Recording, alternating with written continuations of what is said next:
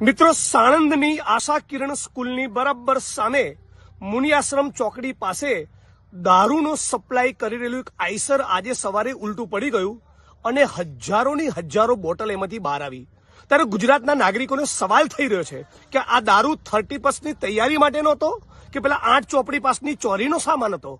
સમગ્ર ગુજરાત એક સુરે કહી રહ્યું છે કે અમારે ગુજરાતમાં બેન દીકરીઓ માતાઓની વિધવા નથી કરવી, ડ્રગ્સ ચરસ ગાંજામાંથી ગુજરાતને મુક્ત કરવું છે।